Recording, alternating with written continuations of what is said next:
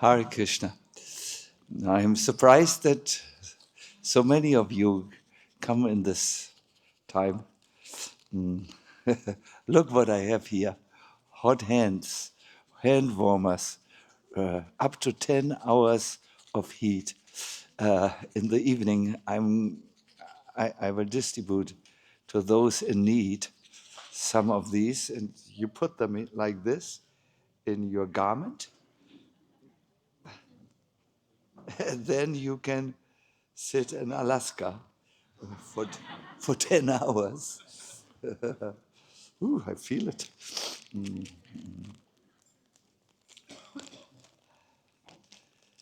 Welcome to this first session of our Who's Who in Krishna's World. It's a little modern title. As you will see, it is about not just who is who in Krishna's world, but more on how do we get there.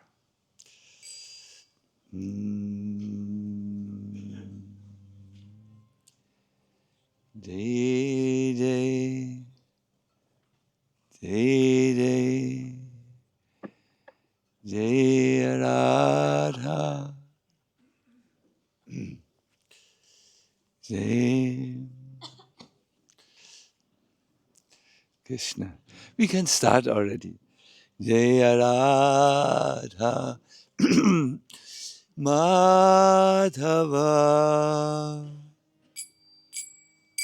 Kunyavi Adi.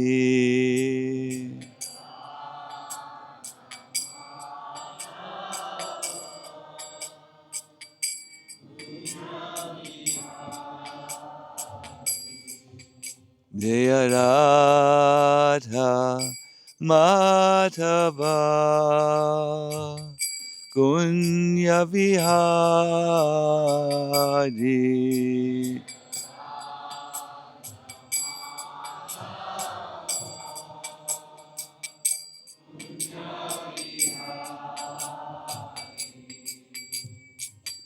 Gopidana Vallabha Girivaradari. Hare Krishna. Vallabha Girivaradari. Gopidana Vallabha Girivaradari.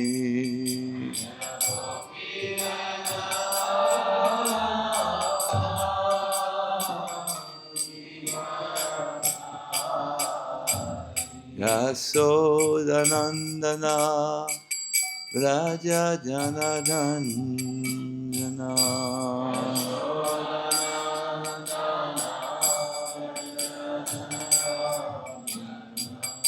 Yasodanandana Vraja Janadandana.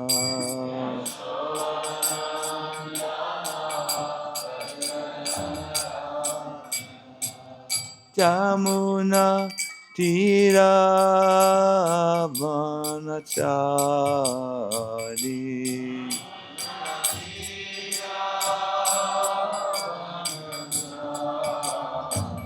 Jamuna Tira Vanachari.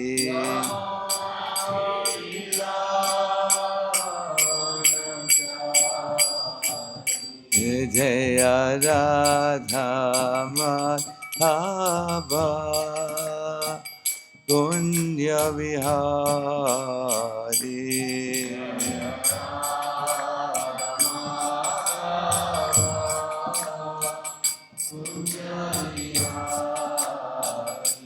Jaya Radha Madhava Kunya Vihari.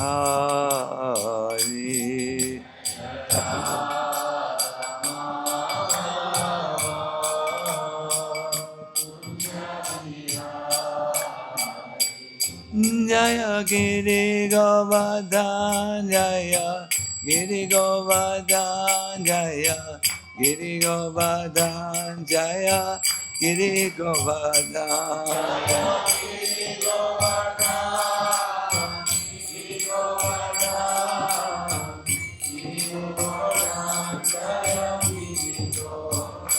Jaya Prabhupada, Prabhupada, Prabhupada, Srila Prabhupada.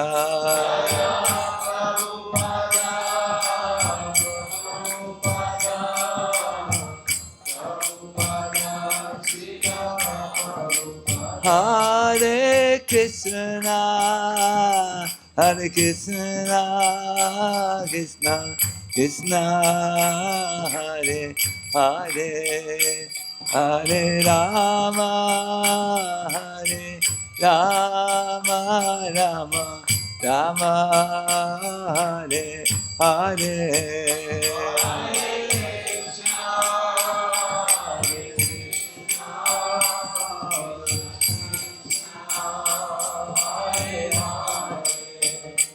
Hare Rama, Hare Rama, Rama Rama, Hare Hare. Gaur Premanandi, Hari Hari Hari Hari Bol.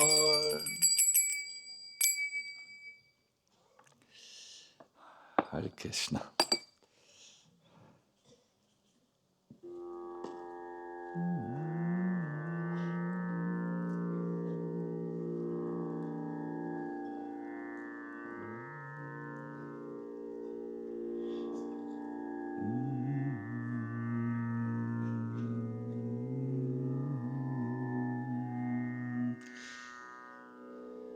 Jaya Radhe,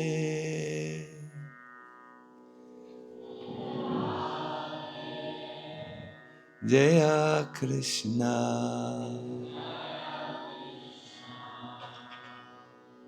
Jaya Vrindavana.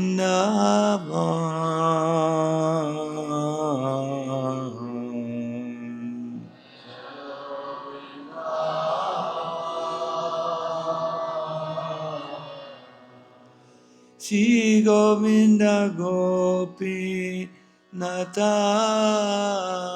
Madana Mohan.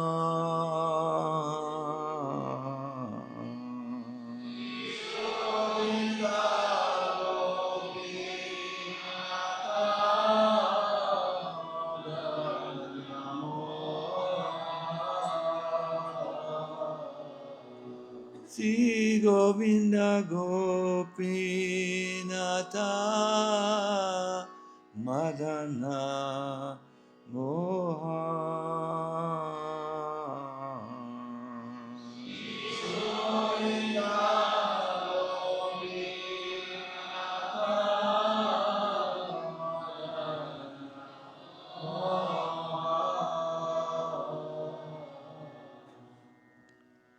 Krishna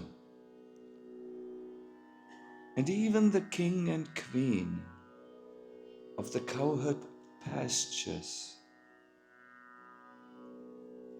could not melt my cruel heart.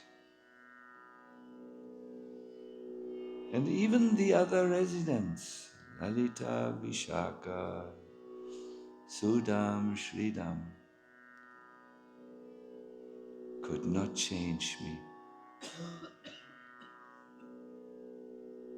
But when I heard about the love that they have for Krishna and exchange with them, and when I heard how much Krishna loves them, at that very moment, my heart, which is like a stone, turns to liquid. These are the words of Jiva Goswami in Gopal Champu, and they will accompany us throughout our little journey into this most exalted work, Raj Vilas Dava. Great care, one moment. Hare Krishna, Krishna Krishna, Hare Hare, Hare Ram. The equipment is still frozen, so we have to massage it a little. Oh, Rakeshji, he's here? Or? My dear devotees, I will try to reach you with the voice. Can you hear me at the back? Yes, I have special reserves. I can do double as loud. You are very intelligent. Hare Krishna, this is much better. How are we to enter those descriptions that talk about the spiritual world? My dear devotees, it's good to understand how, thank you. Yes, it works. It's good to understand two principles before we enter. First of all,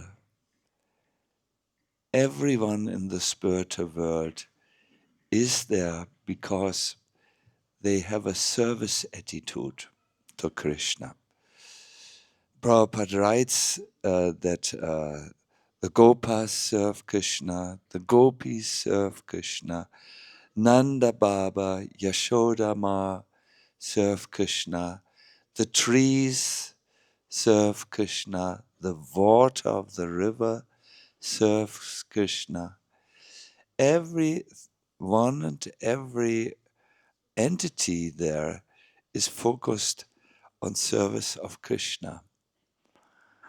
Now Jiva Goswami takes this principle from the spiritual world and brings it down to our immediate use.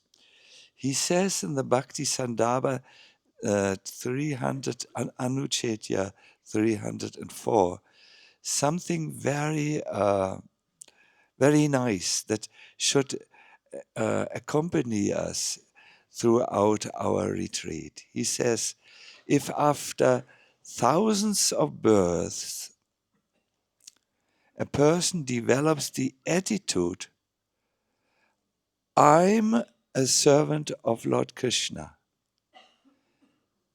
then such a person can deliver the entire world. What to speak of delivering others? A person who has adopted the attitude, I'm a servant of Krishna, goes to the planet of Lord Vishnu. And what to speak of someone who, because of thinking he's a servant of the Lord, goes to the planet of Lord Vishnu? No. When a person conquers his senses, that's what a servant does. You know, he serves the master, not his own senses. When a person who has conquered his senses and surrendered their very life to the Lord, then they will be filled with prema, with love. Understanding in your mind that you are a servant, declaring it with your words, and perhaps most important, showing it through your actions, has various degrees. First, it starts very basic, but then as you advance in the service mood, my dear devotees, and your realization with it will increase so that finally your identity and your specific rasa is revealed to you. It's all refining that service attitude. Therefore, here on the retreat, I'd like to suggest that we consider each other servants of the Vaishnavas, no? Of each others, and are there for each other, help each other.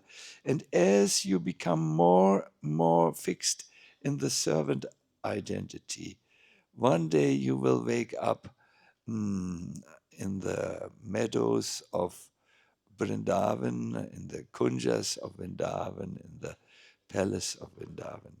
It's very important. I feel in modern approaches to coming to going back home, back to Godhead, or realizing our spiritual identity and becoming active.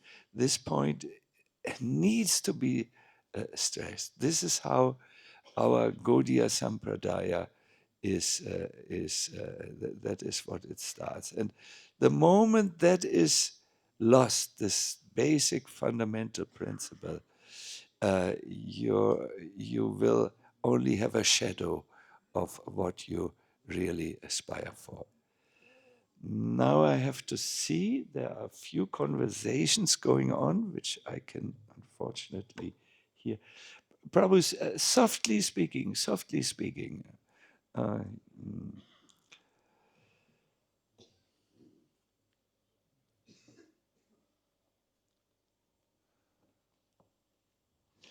We have an example which Vishwanath Chakravarti Thakur quotes in an amazing section of the Bhagavatam, which I read and study every Kartik because it's so rich what you find in there.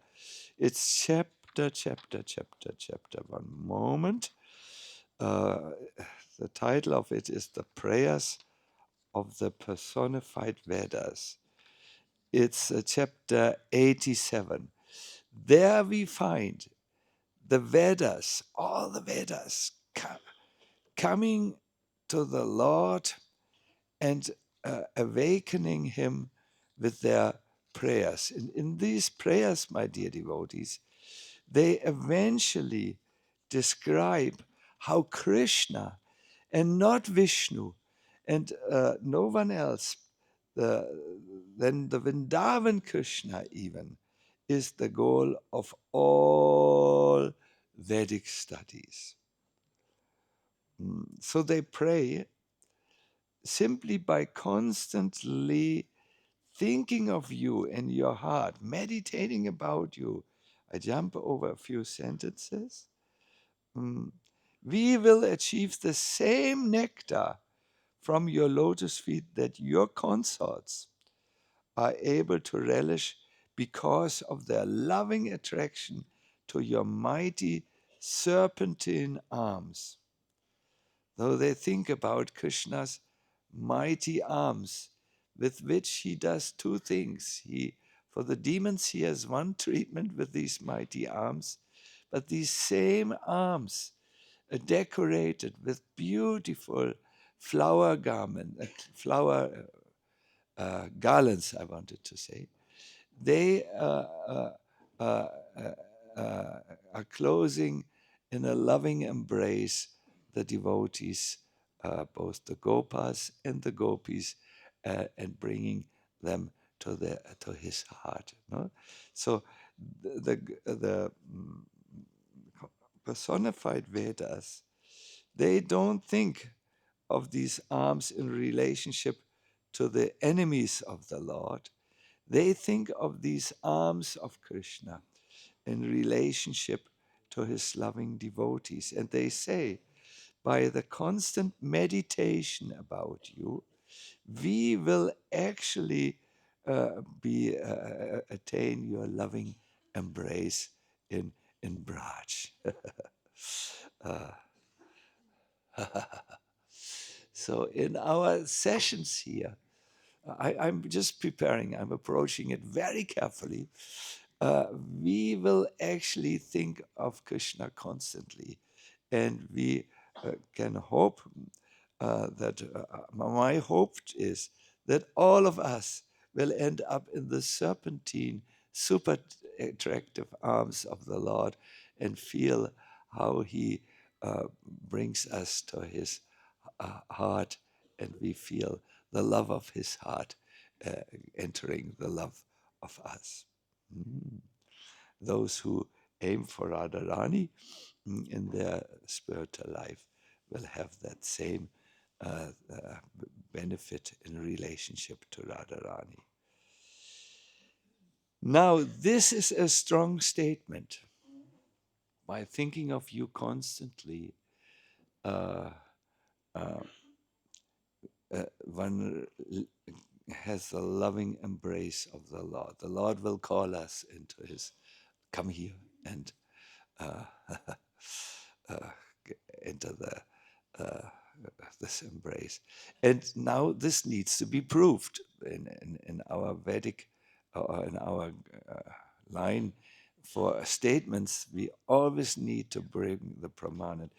Vishwanath Chakravarti Thakur tells us an incident that is recorded in one of the supplements of the Brihad Vamana Purana. There we find Lord Brahma surrounded with many saints. And Brahma tells him, listen carefully. The infinite world of infinite bliss is called Vaikuntha. There the Supreme Truth lives, who is glorified by the personified Vedas. They take forms as gopis and so on. Once, after the Lord had heard the praises of these great, great spiritual beings, he had said, I'm so especially pleased with you today that I request you to ask me for any benediction which you wish. And please know it's already granted. So the Shrutis, who are praising the Lord, express an impossible desire. Impossible. I put it in brackets. Impossible is only in the material world. There, no impossible. And they say with great sincerity, we have heard about your loving dealings with the gopis in Vrindavan. And since we heard about that, we have only this one desire in our heart. We want to become like the Vraja gopis, who, inspired by lust, worship you in the mood of a lover. Now, this is not exactly lust, but it is having similarities to what goes on in the mortal world. They need still some correction, these Shrutis.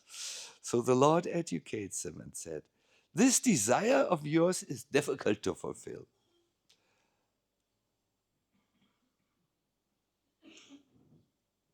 Indeed, this is almost impossible, that you, the Vedas, with all your knowledge, become the gopis. Yesterday or some day before, we were with a preaching group of from England, Radhika Ranjan, and visited Lakshmi Van and Belvan, and there you find the goddess of fortune, Lakshmi, meditating. She wants to become a gopi. She is on one bank of the Yamuna. She wants to cross the Yamuna and participate in the rasa dance which takes place in Vrindavan.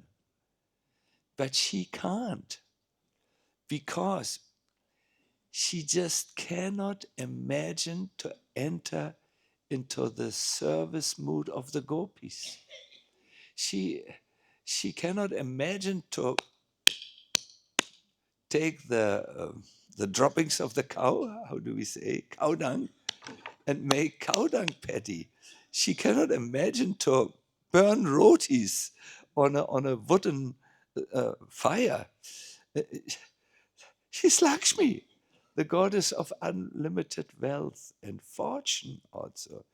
She cannot stoop down, come down to that position. But she wants to be embraced by Krishna's arms. And Narayan is okay with it. Narayan, the husband of Lakshmi, is okay because he comes from Krishna. It's not adultery. So this plight of Lakshmi is so terrible that she is still sitting after thousands of years meditating on this impossible desire. And Brahma says, not even I, not even Shiva have attained this because it's so difficult to give up these. It's called abhiman.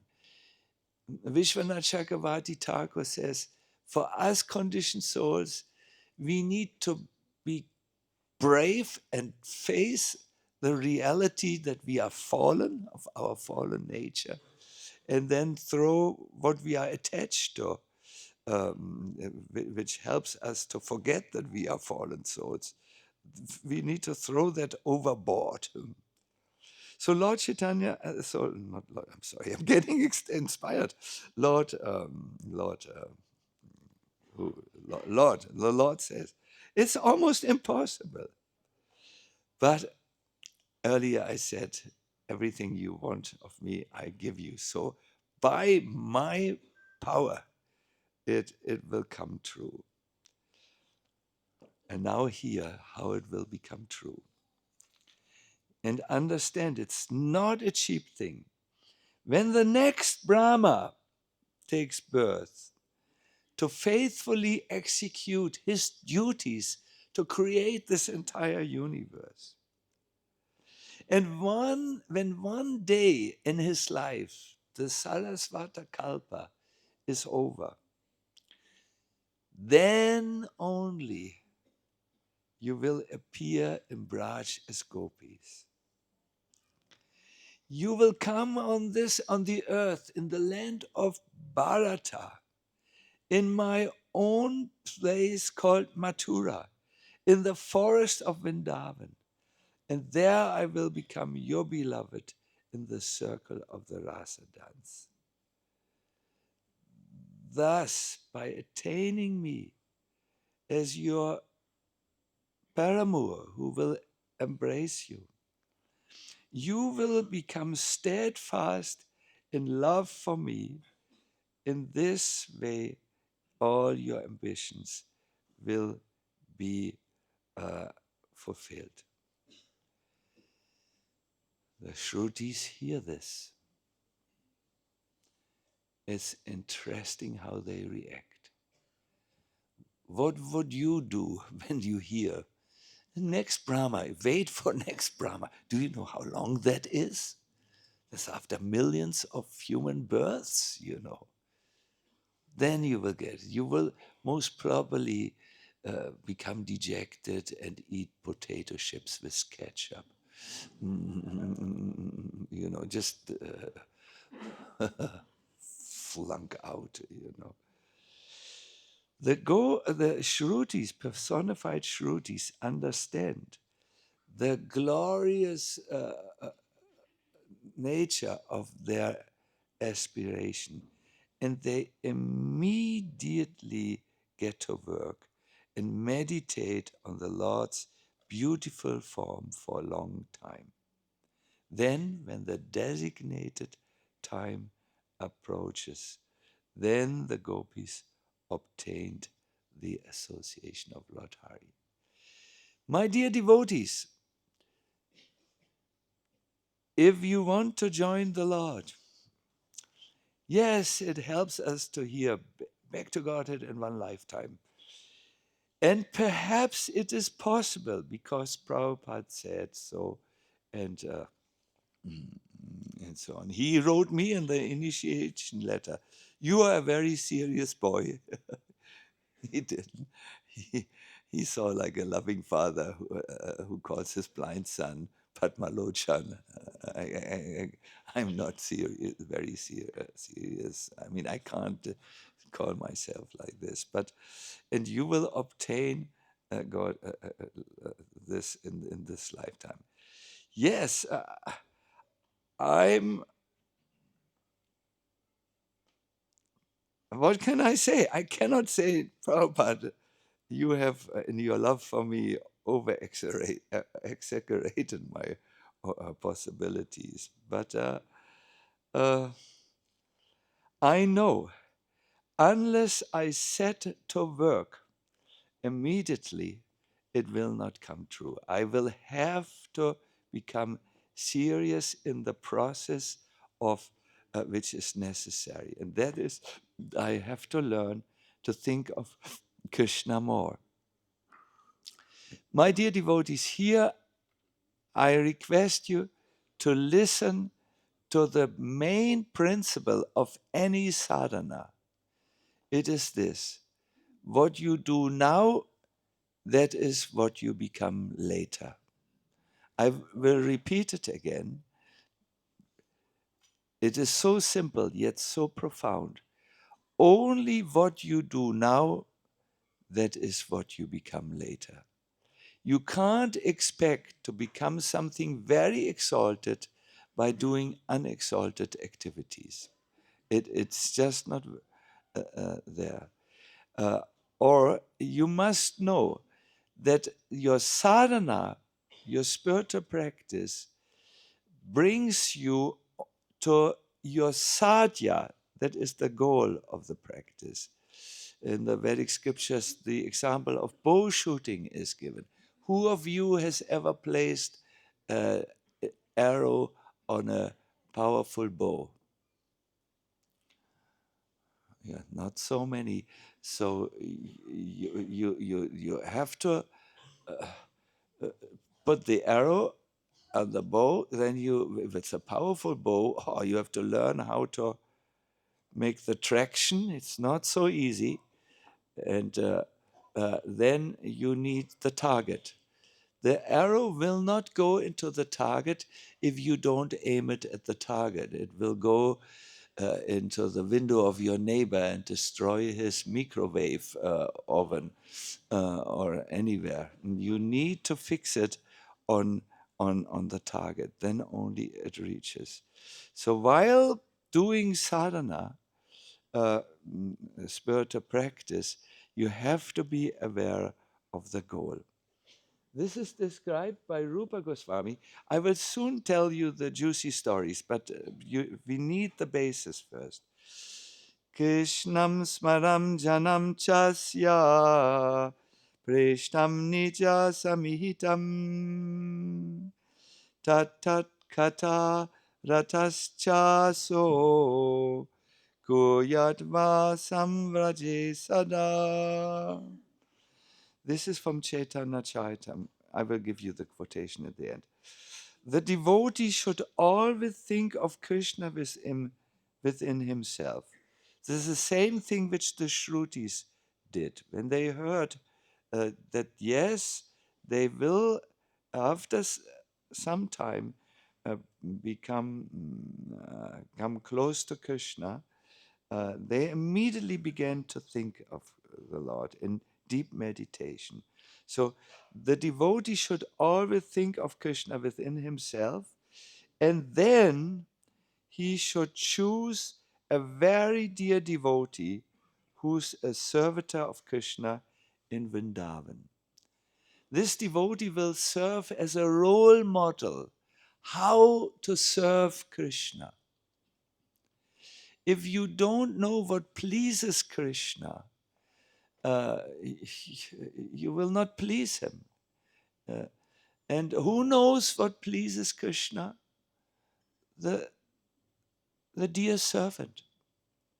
Like if I wish to give Bhurijam Prabhu a nice preparation, I first should go to his kitchen staff who cook for him, and I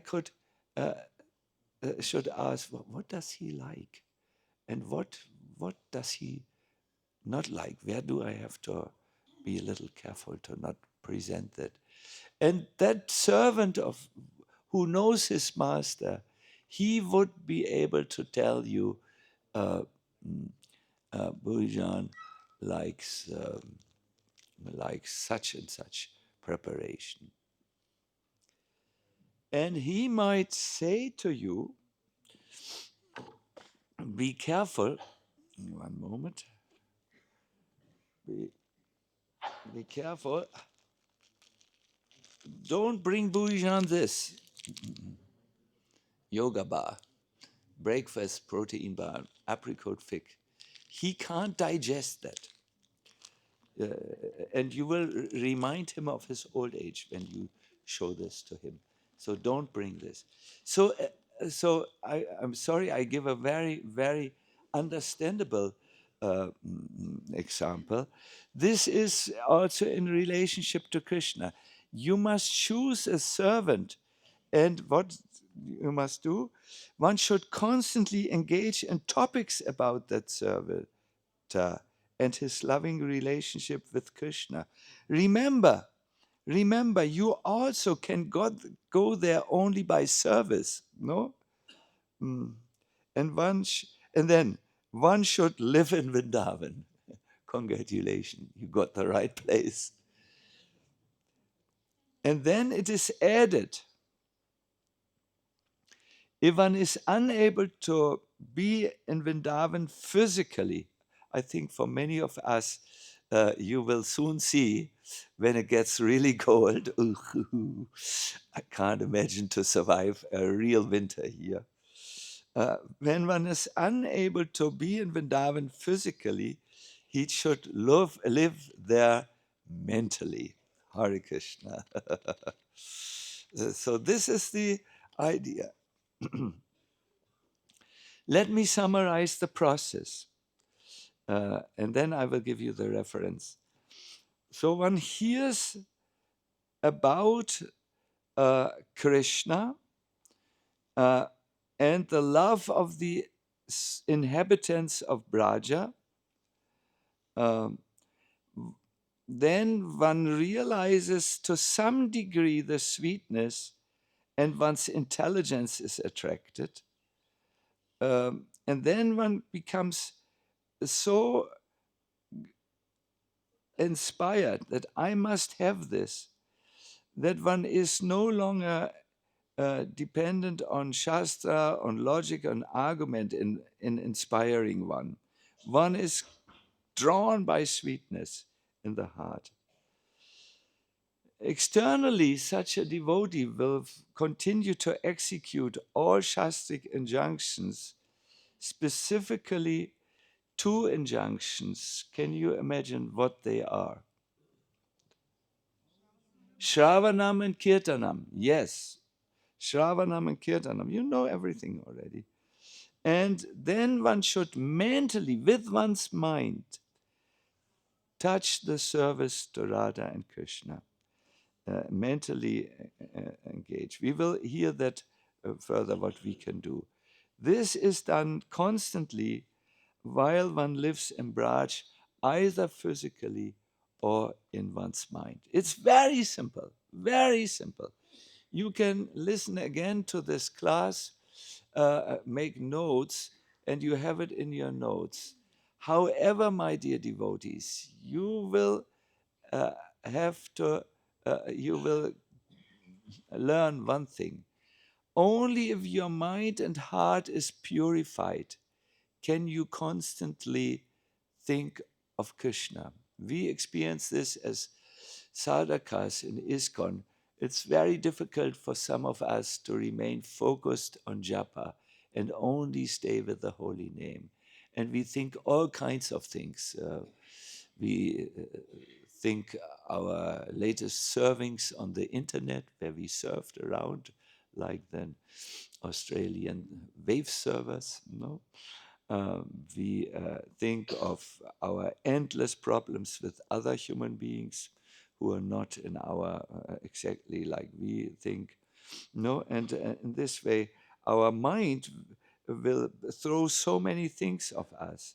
So therefore, in Gaudiya Vaishnavism, we really believe we must hear and we must also chant in kirtan. You have seen in these retreats, there is a good amount of stress on kirtan. Have you noted? No? There's kirtan here and there and everywhere and so on.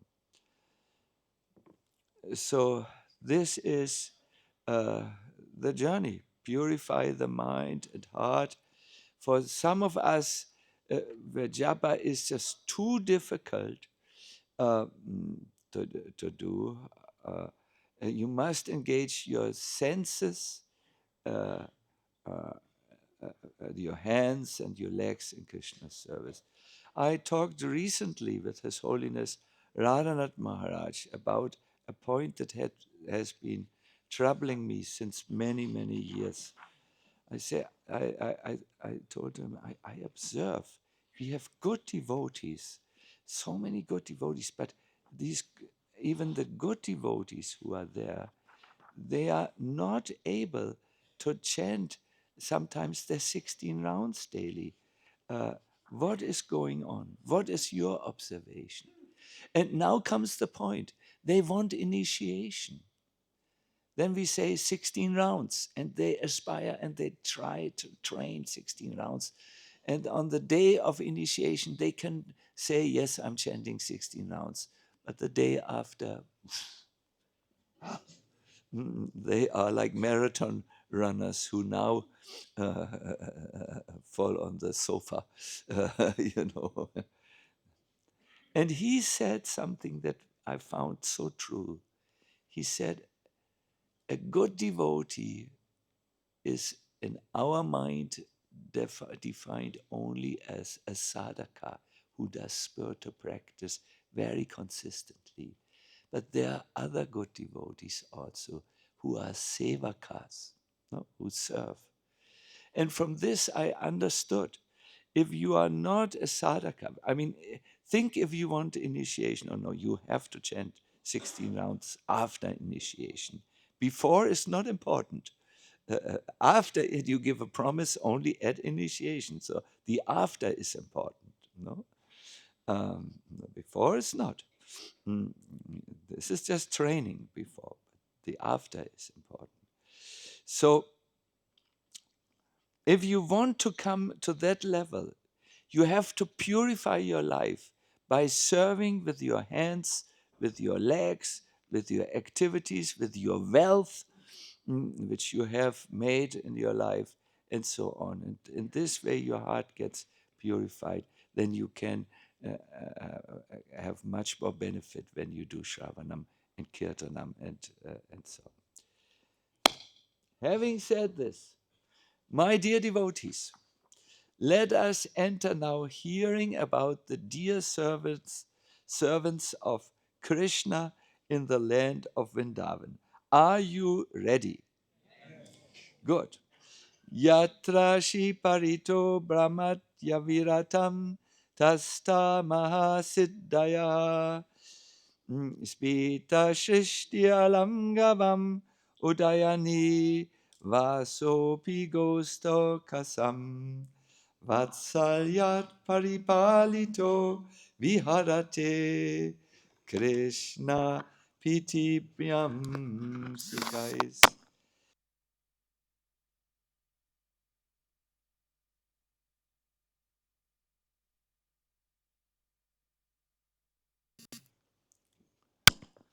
Thank you.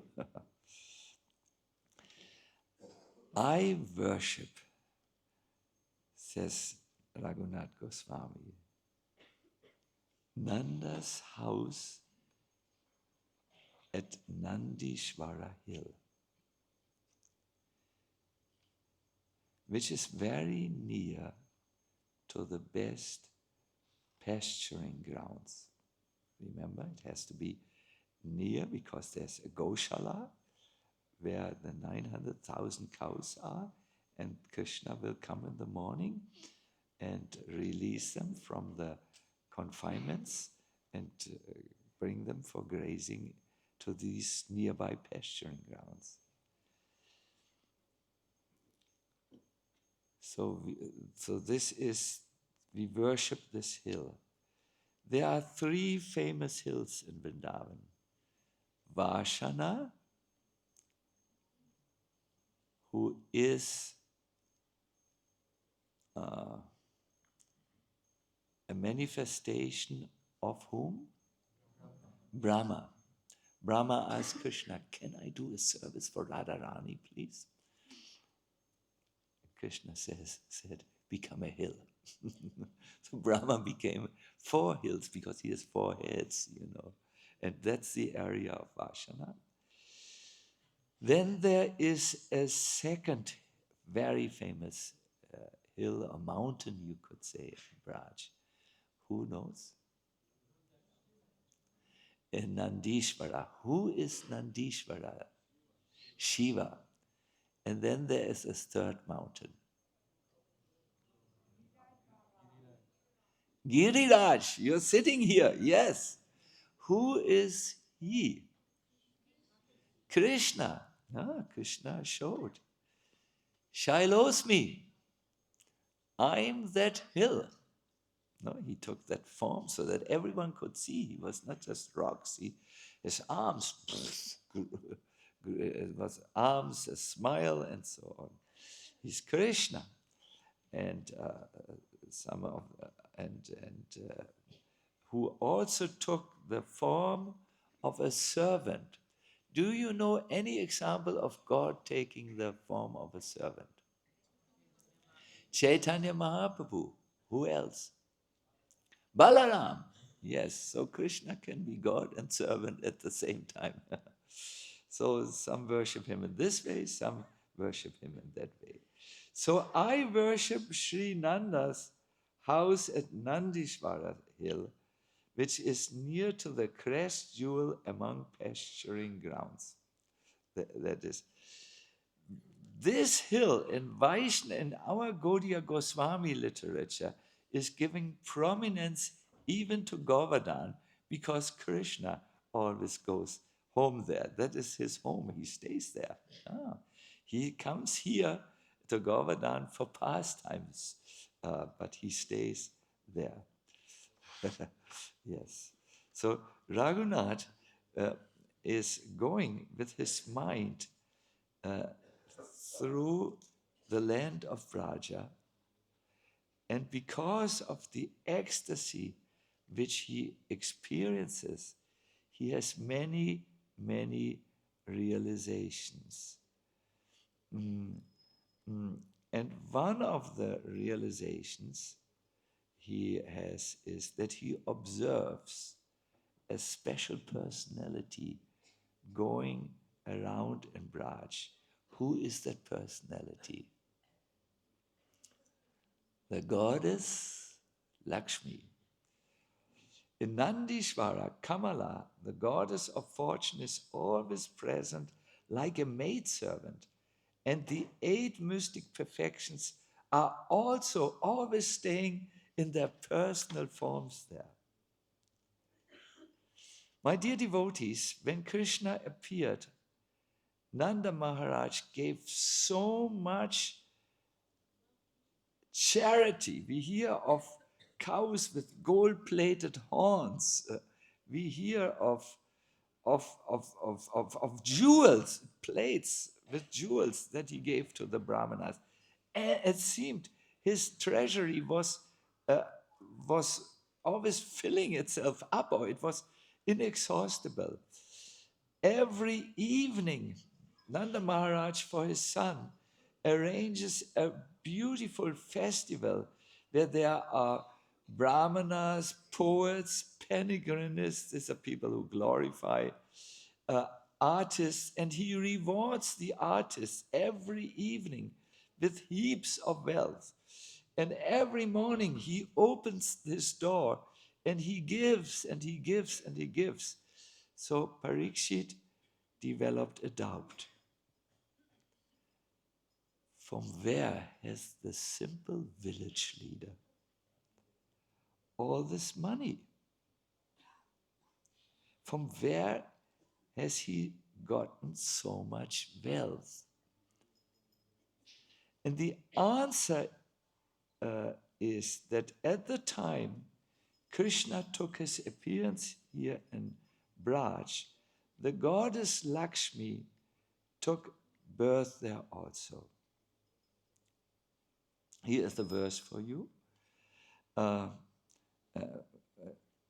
When Parikshit had this doubt, from where has he all this wealth? He's a king, he has a treasury. And he knows at one stage the treasury is empty when you give charity like this. So Shukadev says, "Oh Maharaj Parikshit, hey Parikshit, the home of Nanda Maharaj is eternally the abode of the Supreme Personality of Godhead and his transcendental quality.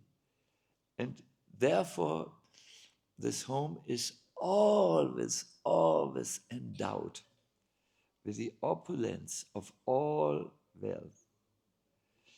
Yet, beginning from Lord Krishna's appearance, it became the place for the pastimes of the goddess of fortune. My dear devotees, even in modern Braj, we live in a culture of abundance. Once I asked a Brijbasi, what would you say is the main quality of the Brijbasis in their daily life? And he said, sharing. We share everything. We give food to anyone. They give the Brijbasis, when they see you doing bhajan, they step forward and they offer you part of their land to build a bhajan kutir. You never know what comes afterwards.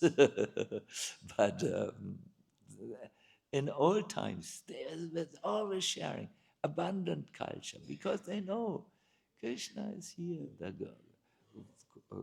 goddess of fortune is here. There is a verse which I would like to chant with you, where this becomes very clear. It's a Chintamani verse.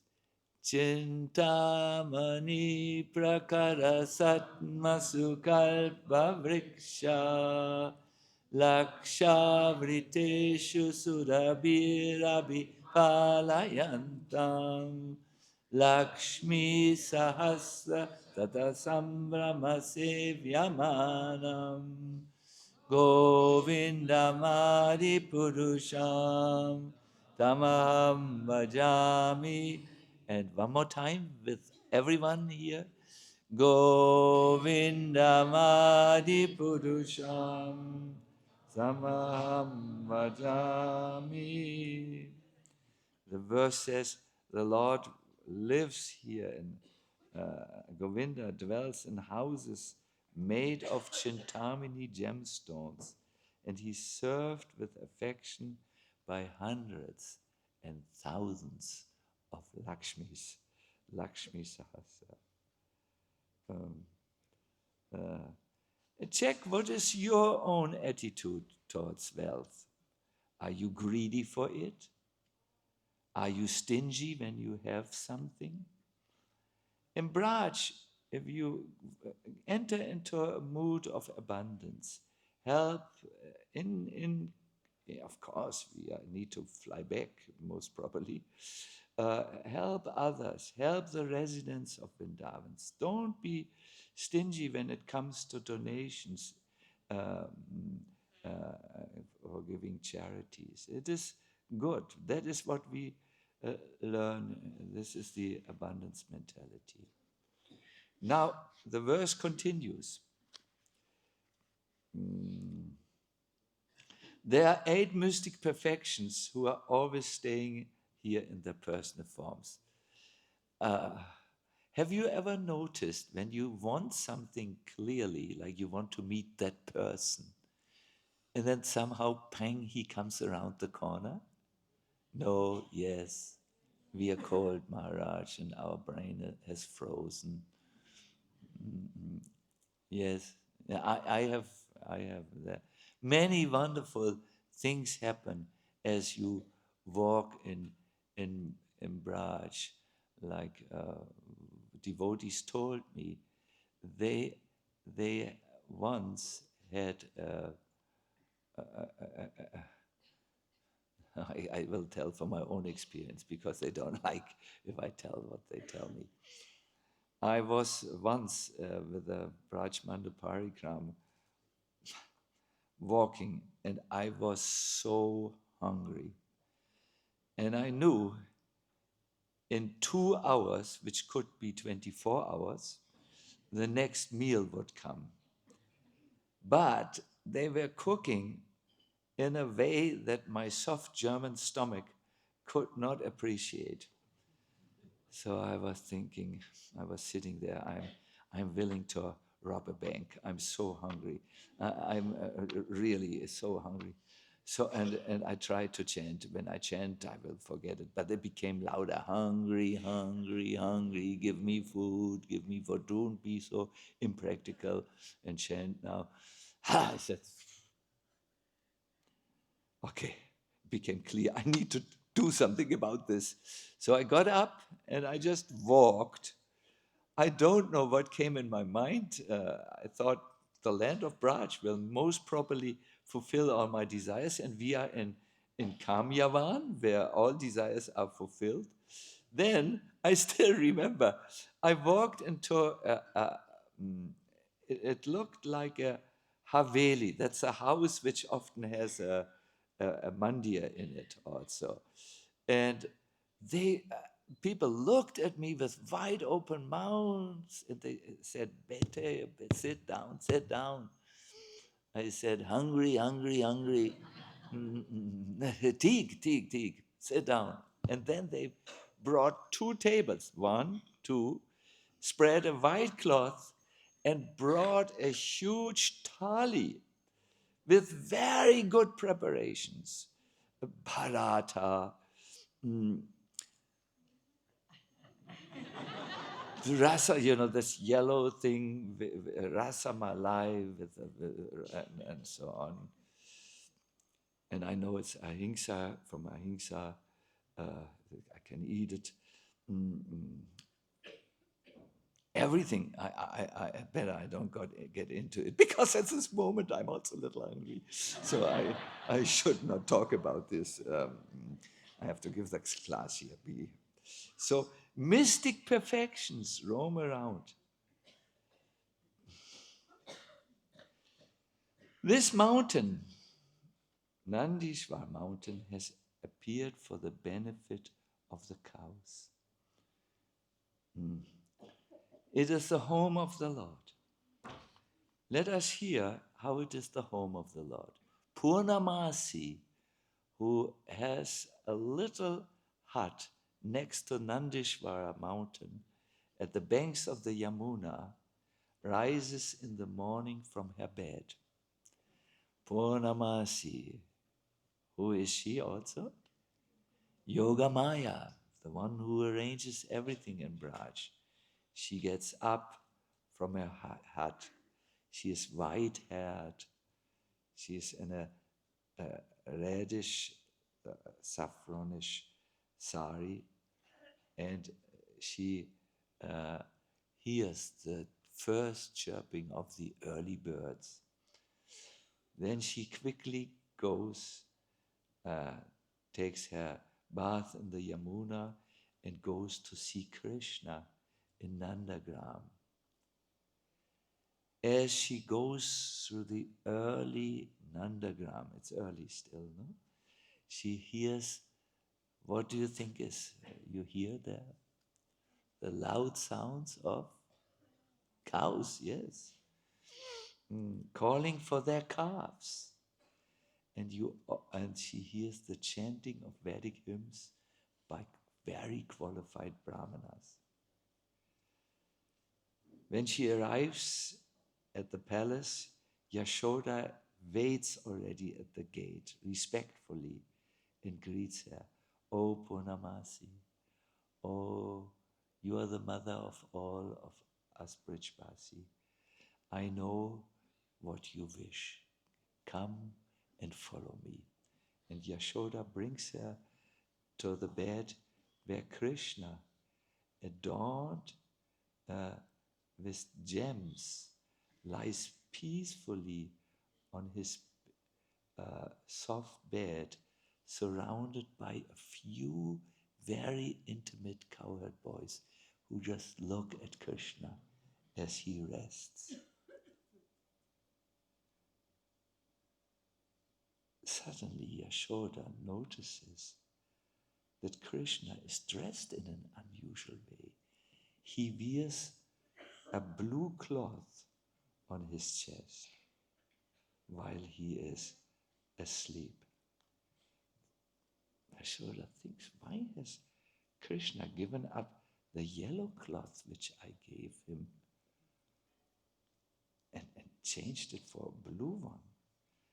So Purnamasi sees Yashoda's doubt, and quickly interrupts. Oh queen, your son must have exchanged cloth with Balaram. Balaram wears blue.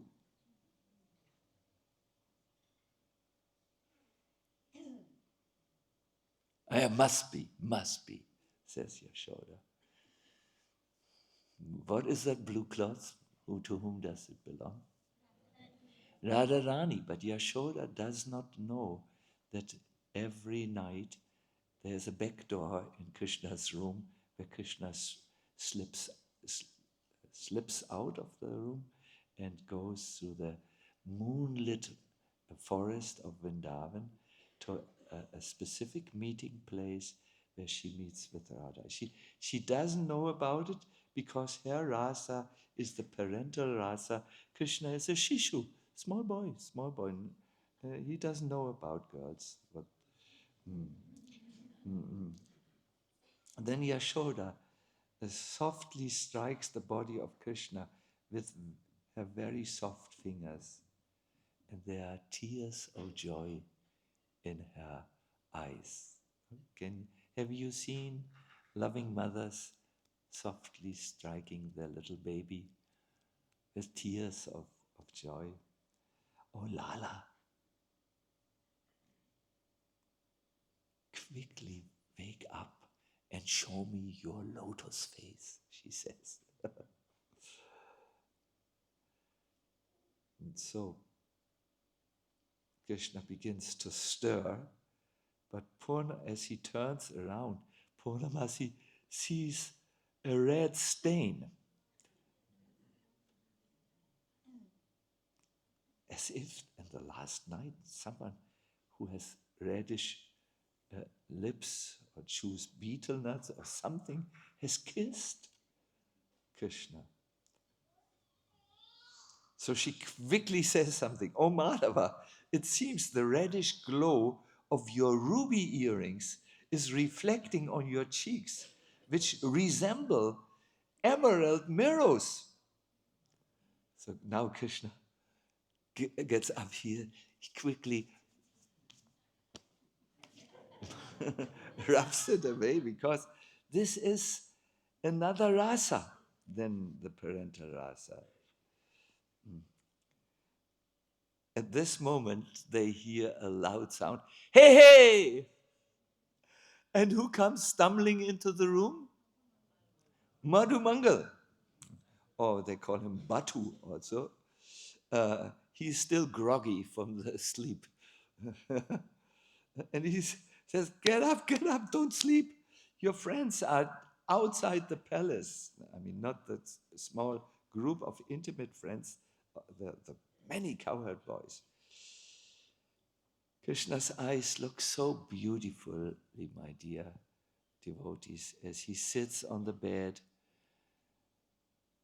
They sometimes open and one can see the beautiful eyes. They are a little reddish in the corners like the rising sun. It's early. The lotus eyes, very expanded lotus eyes. And then they fall down. Krishna is exhausted. He danced all night, And so they repeatedly close and open, and that in itself is just so absolutely endearing. How Krishna is like this. Then he slowly and gently places his lotus feet on the ground. He yawned, and in a faltering voice, he's still sleepy, he says, "O Purnamasi, noble lady, I offer my respects to you." Mother Yashoda is so enamored by her little boy that she touches Krishna with her palms and helplessly looks upward. Why upwards? Why not in the face of Krishna? Because she says, "O God of gods, all you gods, after many days you gave me mercifully this son. I don't know the proper process of worshipping you, but please accept my gratitude, And then she lowers her glance and again looks at Krishna's sweetness. And she knows now Krishna needs to do what? Milk the cows. Yes, he will take his bath after milking the cows, because going to the cows, a lot of... So she places a small golden milking pot in Krishna's right hand. It's golden, and in his left, as a rope as brilliant as lightning. For what is this rope? Milking pot is easy. For the legs of the cows, so that they don't kick. Yes, this is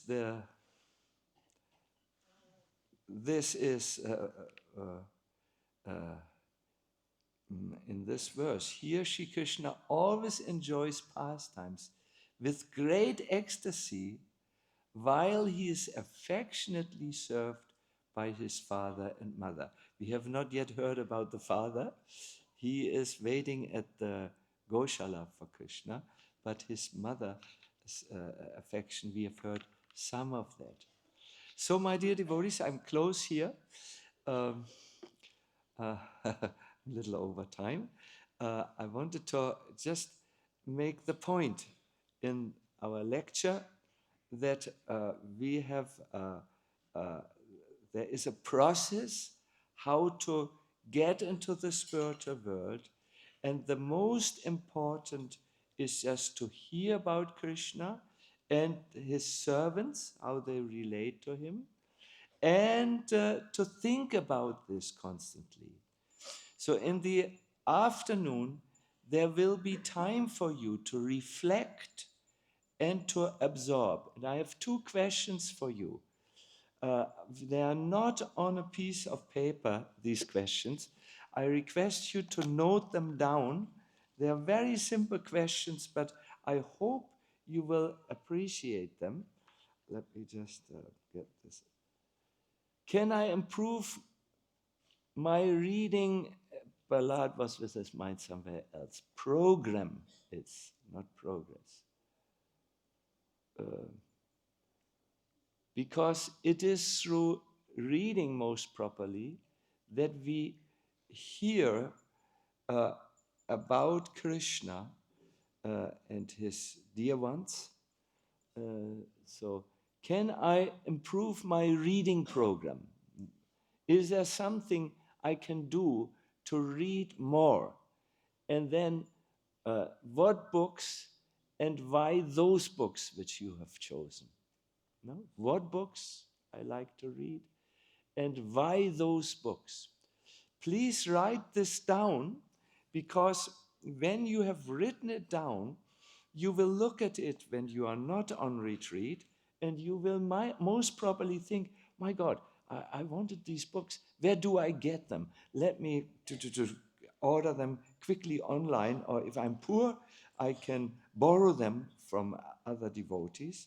And in this way, I can make progress. Because the whole idea of this is to enter into more Krishna's word. Or if you want a simple expression, to become more Krishna aware, or more aware of Krishna. If you want to have it in a word you always use, to become more Krishna conscious, no? To be more aware of Krishna. So, can I improve my reading program? What books? Why those books? Bhuijan Prabhu will soon talk, and he will also give us questions which we have. He will have his questions on slips of paper, and I only have this here to offer. We will leave it on. You can even make a snapshot, and when you want it super simple. But Bhuijan always says it's better you write it in your books, because he thinks when you take your mobile phones with you to the hill, you will do all kinds of mobile phones activities with the mobile phones. So he seems to know you very privately. So, Hare Krishna. I thank you very much for listening so quietly. I cannot take questions now because I'm over time.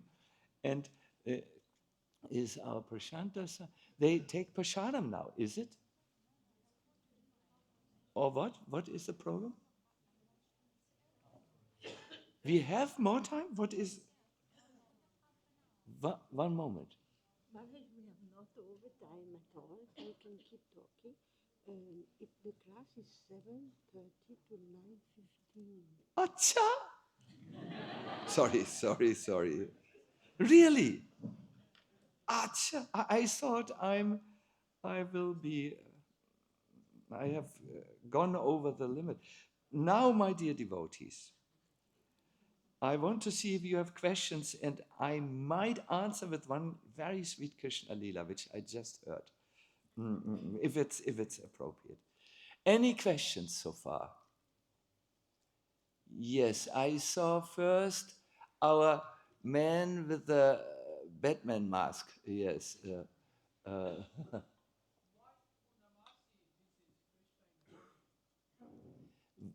Why does Purnamasi visit Krishna in the morning?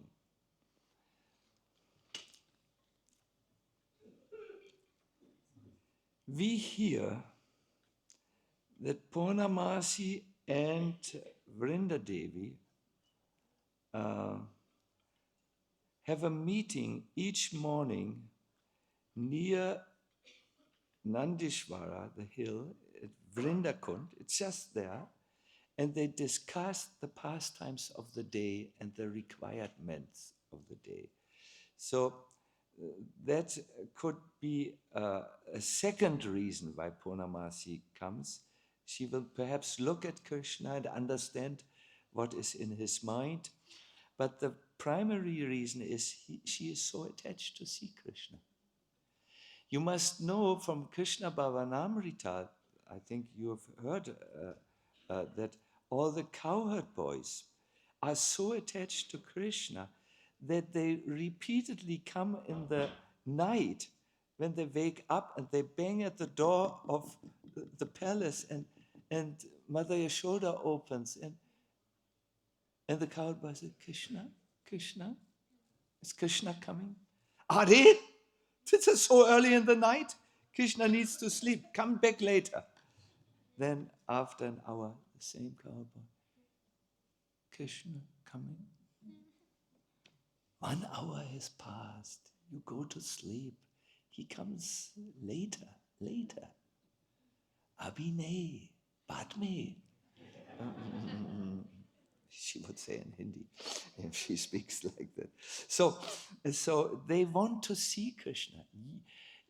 Krishna is so attractive that anyone who sees, there are four things, his smile, his loving gesture, anyone who hears the flute, even from a great distance, Anyone who sees him acting in his pastimes, dancing, my dear devotees, that is amazing.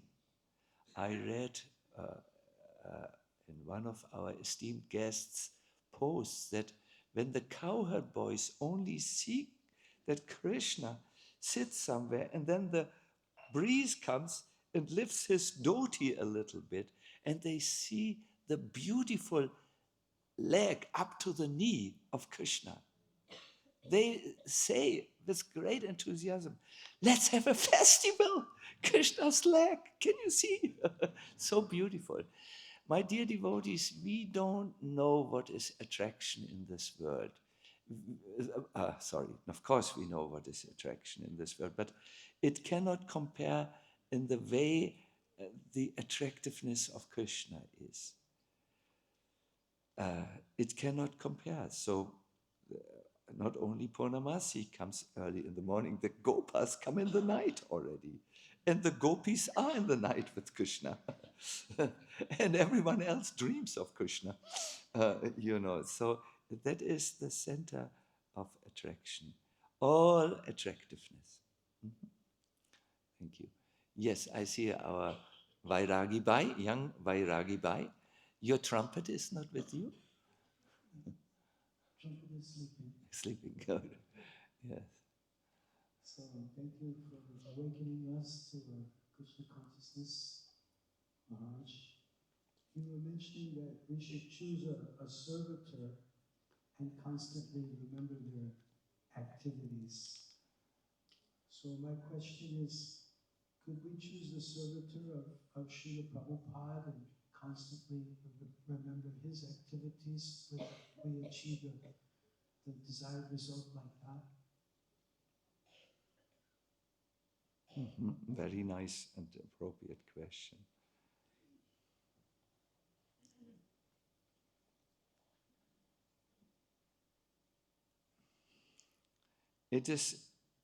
There is another verse in the series of verses. Oh, I forgot to give you the reference because this you need to study a little bit on your own. There is a part in Chaitanya Charitamrita where more philosophical guidelines are given.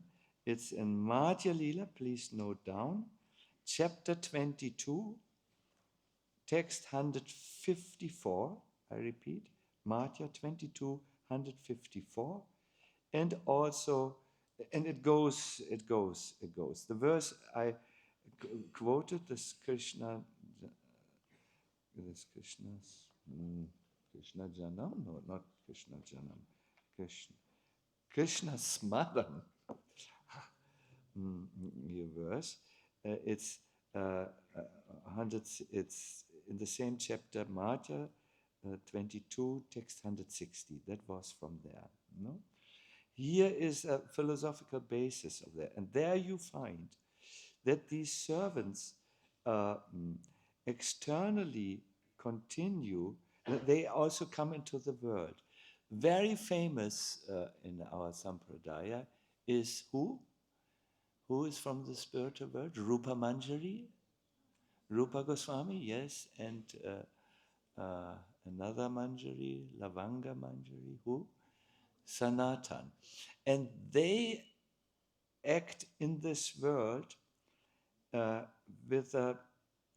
a way that we can follow. They externally do all the things. They take their bath, they chant, they read, and so on.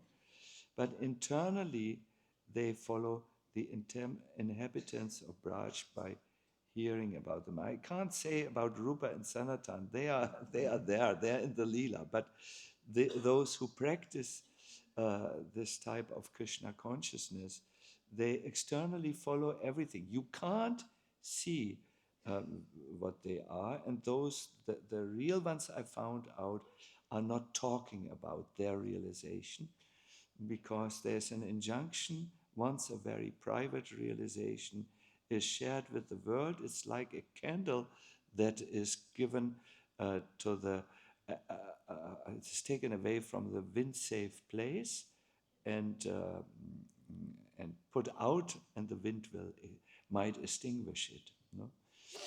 Wind of public opinion and so on. So, but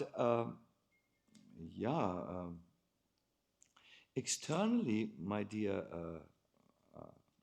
Maharaj, yes, these grades we have to follow. The example of sacrifice in the service for the Sankirtan mission, the example of Guru Nishta and Guru Seva, and all this is very, very, very important. And what goes, and perhaps if we find a very first class, or let us say, not first class, a devotee who is interested in these, in Krishna and his activities and pastimes and so on, then they might share some of this to us.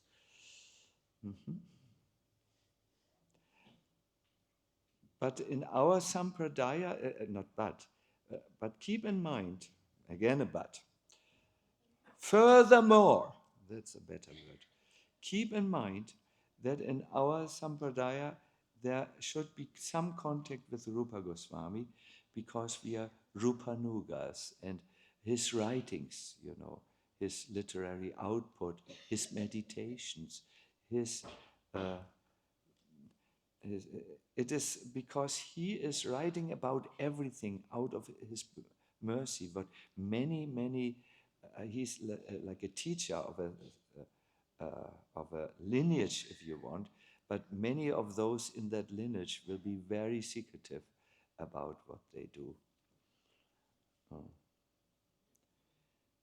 So yes, follow your visible examples here in this world, grasp the essence of their service mood. They are usually giving good examples in servitude.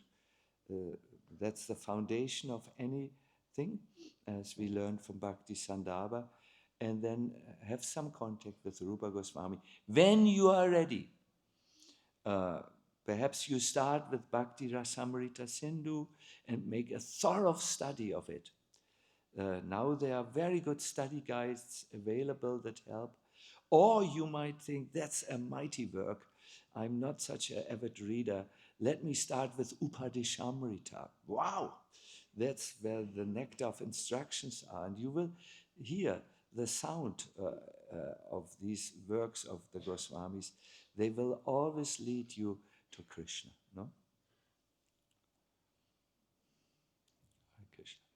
Good. There was another question there on that side, but I am always taught to not ignore the Mataji side. Anyone there? It's a real question, no? Not. I must ask a question. Good.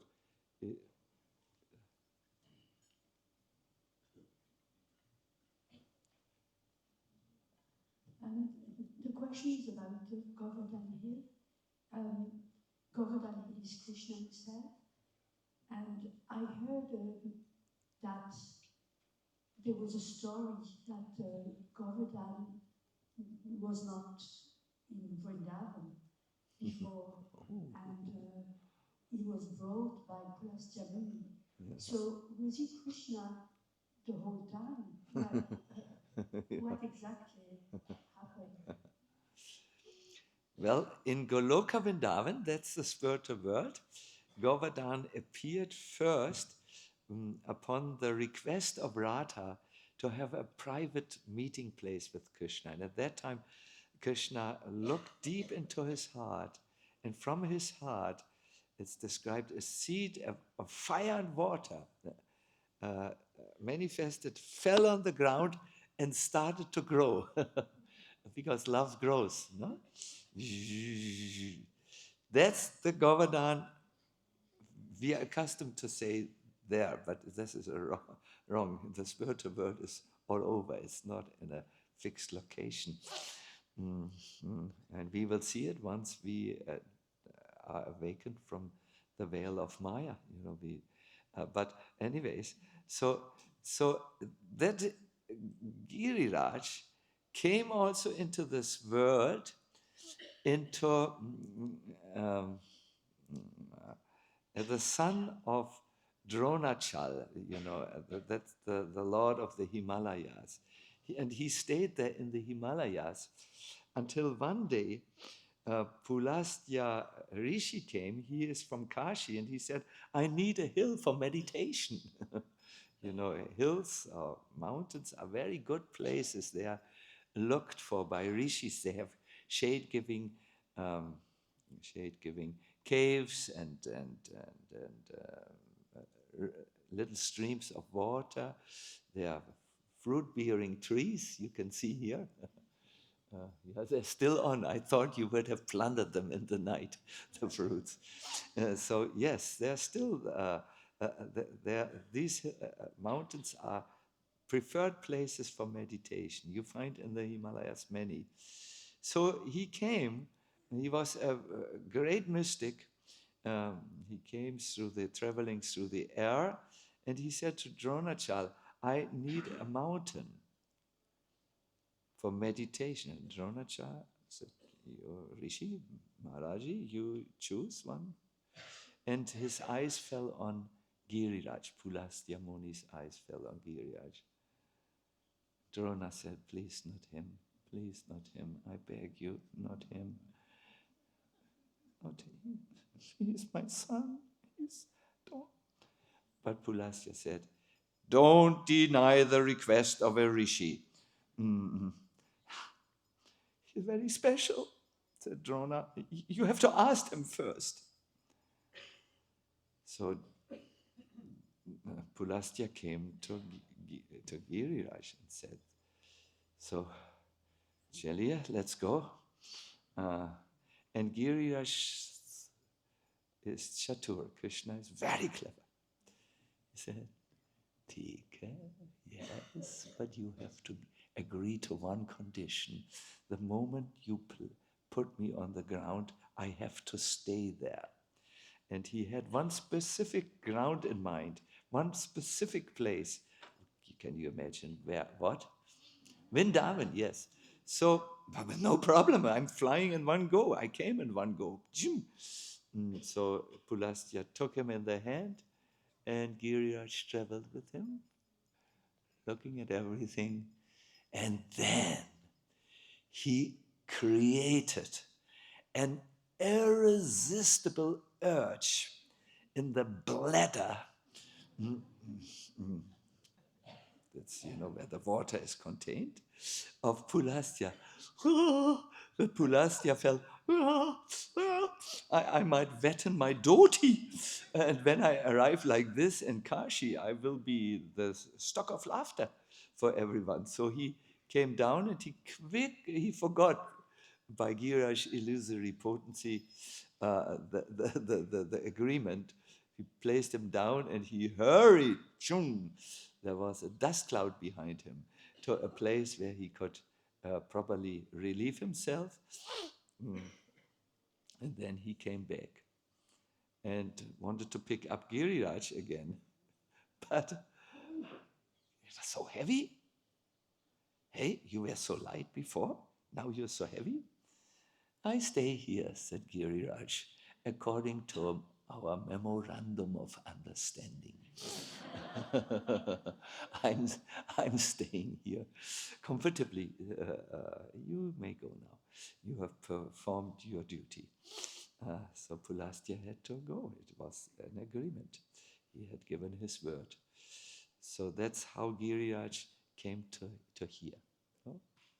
First in the spiritual world, in Goloka Vrindavan, then by some nice travel route, some nice arrangements of him, some clever arrangement, some arrangement that fills the devotee's heart with joy, he chose to come here and stay here. And yes, he's always Giriraj. No one else. Yeah, so I see one question there. Hare Krishna Maharaj. So in continuation with this, can you please tell us about the curse that Giriraj is shrinking this. Yeah. At that time, Pulastya Rishi, a powerful mystic, was so annoyed with Giriraj because he had gone all this way and he could understand by his mystic abilities when Giriraj agreed to come and made that understanding between them. He had a plan in mind. He became so enraged. This is the problem with sadhus who have no bhakti in their heart. They can become so angered. Oh no, my God, can they become angry? And so he threw a curse. That you tricked me so badly means I will curse you now to shrink every day for the size of a mustard seed. He must have thought about this cruel Chinese torture where you shave this much, a dime of the hair of someone, and put him under dripping water. You may think that no problem. After 1 month, after 1 week, this is a terrible problem. It drives you crazy. The slowly dropping water turns you into an absolute, debilitated person. So he must have thought about this, shrink every day for just a little. Sanatana Goswami maintains that no one can curse Giriraj, no one can curse God. He shrinks every day for the size of a mustard seed due to another reason. This reason is that he feels separation from Krishna, who left this world. That is Sanatana Goswami's perspective. Mm-hmm. Yes, I will look again to the men's side. Anyone left there?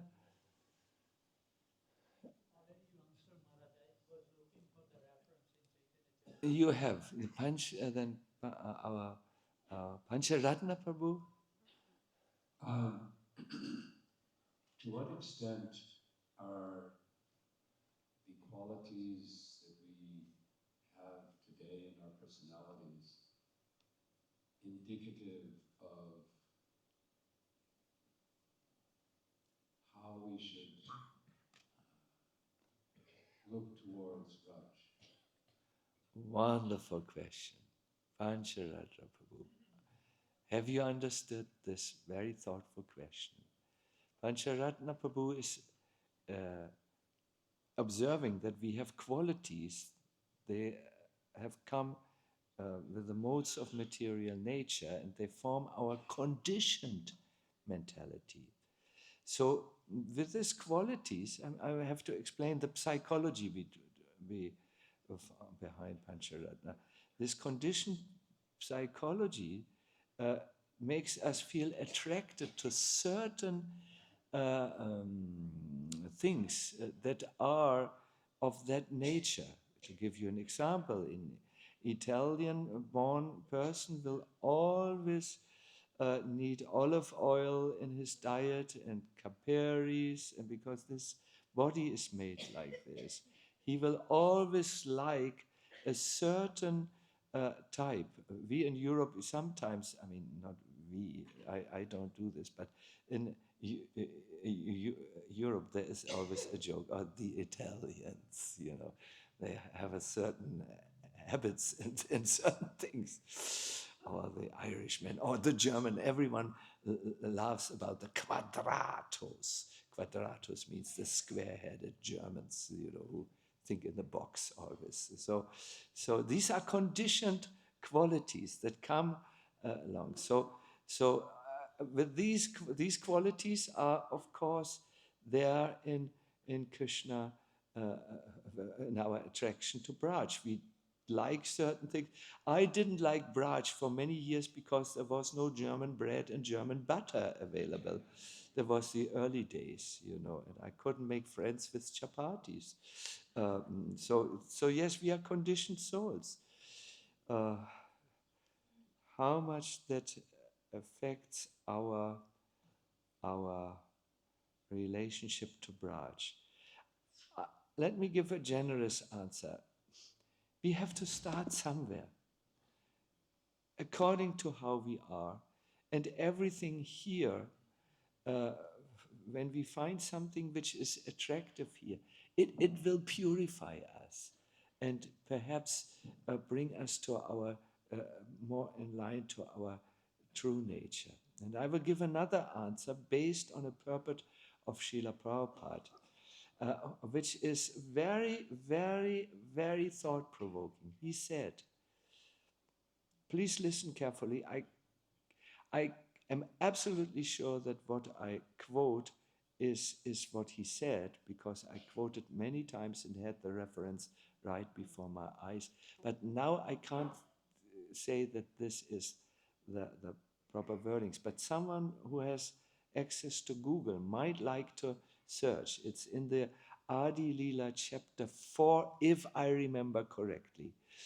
And there he says, attraction to a certain pastime of the Lord might indicate the spiritual nature of a devotee. Might indicate, no?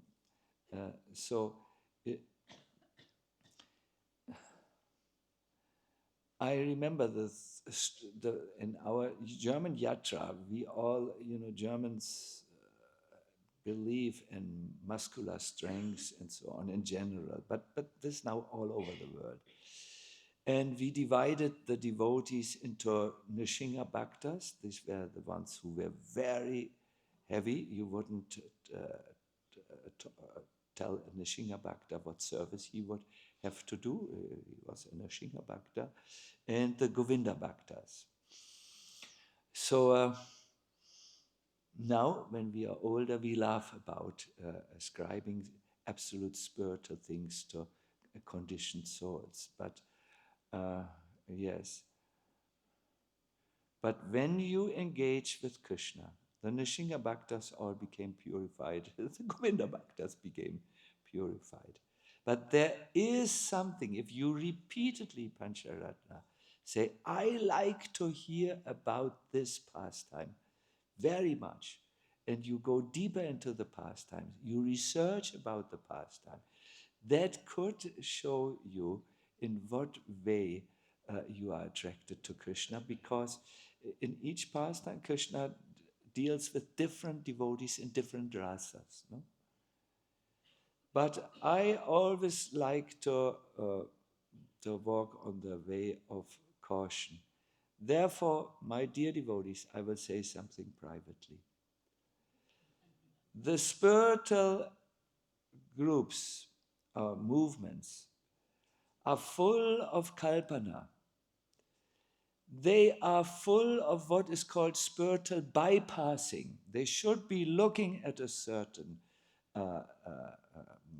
quality and purify that, but they say, no, I'm into holy things. I don't want to weed in the garden of the heart. And therefore, they often end up with chasing and trying to grab shadows, not substances. And premature spiritualism, sahajiaism, wrong approaches which are not based on tattva, perhaps trying to rush in where angels don't dare to tread, and all these things. Be always careful with your conditioned nature. It doesn't sleep. It doesn't go to sleep when you join a movement. It takes on different disguises, and try to always think about anatta nivriti. That is the safe side, I would like to say. So I gave 3 answers. I'm sorry, I'm running out of steam, so my concentration goes down. To your question, Pancharatna, Prabhu, a very good question. Yes, we have certain natures, but if whatever is the reason we are attracted to Braj, it will purify us. Second answer is, yes, this quotation. We can perhaps try to locate it, and I can present it in the next class. Anyone who thinks they found it, please give it to me, and I will see if it's really that. You think you found you?